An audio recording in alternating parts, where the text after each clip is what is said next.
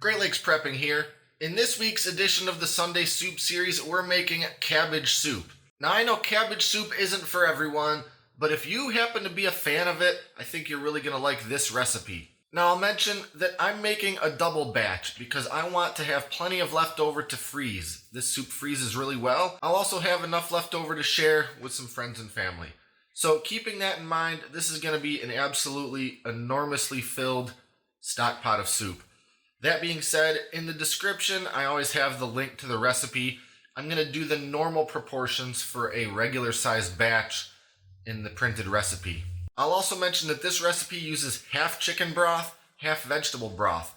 But being that chicken broth is the only non-vegetarian ingredient in this soup, you could easily substitute it for all vegetable broth if you want to go 100% vegetarian on this one. So as always, we'll start with the ingredient lineup.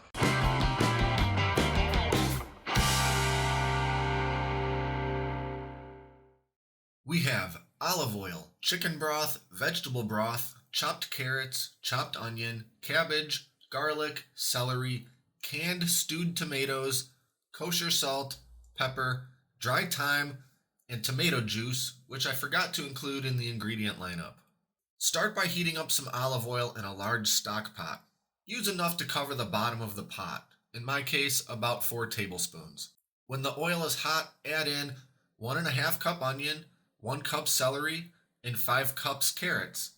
I'll mention again that this is a double recipe, and the measurements I'm telling you here reflect that. Saute the vegetables in the oil for a few minutes until the onions are translucent but not brown. Then add in the garlic and cook a couple more minutes. Now we're going to just start adding in all the other ingredients. First, 2 14.5 ounce cans of stewed tomatoes, followed by 2 teaspoons salt, 1 teaspoon black pepper, and 1 teaspoon dry thyme. Give it a quick stir and then add in the cabbage. The cabbage should be chopped up into bite-sized pieces. Mine is cut up into chunks that are a bit on the large size, but I prefer this over them being too small. Chop up as much of the cabbage as you can, pretty much the whole thing except for that dense white center. Now for the broth. Pour in 7 cups chicken broth and 7 cups vegetable broth. It will be difficult to really stir in the cabbage until it softens a bit, so just do your best. Bring the heat up to a simmer and then add 2 cups of tomato juice. By this time, you should be able to stir in the cabbage pretty well. Now just let everything simmer on low for 45 minutes, stirring occasionally. And that's it. It's time to serve. There are lots of ways to make cabbage soup. Some are very tomato-y, some taste more like chicken soup. I really like the balance between these flavors. One of my favorite things about making soup is that while so many different types use similar ingredients, you still end up with a taste and flavor profile that's completely unique.